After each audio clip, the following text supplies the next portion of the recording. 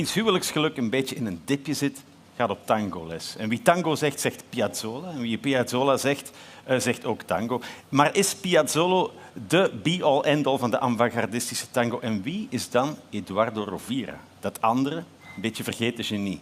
Bij ons is de groep SONICO, die de muziek van Rovira, die andere Piazzolla, zoals hij wel eens wordt genoemd, in ere wil herstellen. Violist Steven MEYER. Does Rovira deserve a little more than being called the other Piazzolla? Oh, well, absolutely. Piazzolla is the name that everyone associates with tango, but Rovira is just as wonderful. His harmonies are more complex, his rhythms are very rich and very interesting, and so he absolutely deserves his place in the spotlight. So he's a little more complex. Yes, I would say he's a little bit more intellectual. He was more interested in pushing the boundaries of what was possible to do with tango. Right, they were around at the same time, in more or less the same place. They knew one another, they were contemporaries. Yes. Were they arch enemies? I would say no, but they weren't friends. Well, we know Piazzolla, everyone knows him. But Rovira is a much more obscure name. And that's not only because his music was more difficult. No, not at all. I mean, Piazzolla grew up in America. From the very beginning, he had a more international perspective on life. He also had very good management and was very successful. That makes a difference, yeah. It does.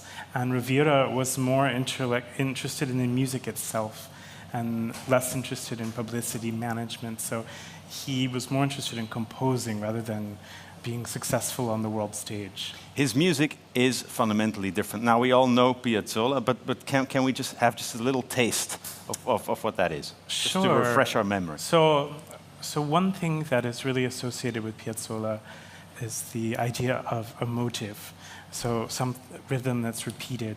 A good example is Liber Tango. Maybe, VILLE, you could play the beginning.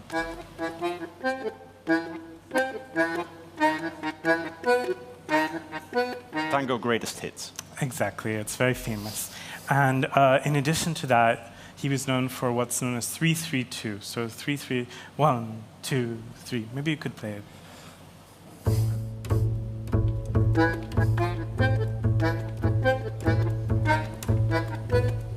See, they work together. They do indeed. And Rovira was a little more subtle. Yes, so Rovira is above all known for his changes, also tension, silence, the idea of using silence to create tension.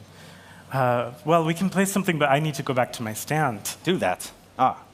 Oké, dus dit is een stukje Rovira. Iets moeilijker. Yes. So, let's take it from measure 34. Okay.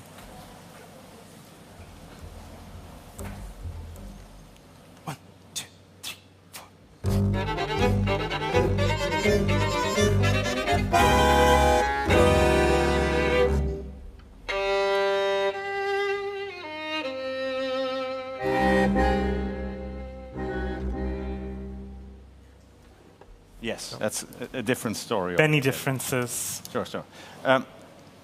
Jij bent Ariel. Je bent half Argentijn, half Belg? Nee, ik ben volledig Argentijn. Dat is nog veel beter. Ja, wel vind ik. Dank u wel. Zeg, als we het hebben over tango, als we het hebben over Argentinië, hebben we het altijd over een zekere weemoed, een zekere droefenis. Waarom altijd zo triestig? Ik zou zeggen dat als je vergelijkt of als je bekijkt naar onze Noordburen, die Brazilianen, dus zij zitten altijd met de caipirinhas, met de mooie vrouwen op strand, halfnaakt. En wij zijn meer nostalgisch. We zitten op een café. Hoe komt dat? Ik zal persoonlijk zeggen dat waarschijnlijk dat heeft mee te maken met hoe de identiteit van ons land is gemaakt. We zijn een land gebouwd vanuit vooral Europese immigranten. Ja. En ik denk dat in tango altijd ligt dat van ik mis mijn land, mijn roots. En de heimwee wegspelen. Inderdaad, ja. Wauw, oké. Dames en heren, voor u SONICO met Mago, van die andere dringend te ontdekken Piazzolla, Eduardo Rovira.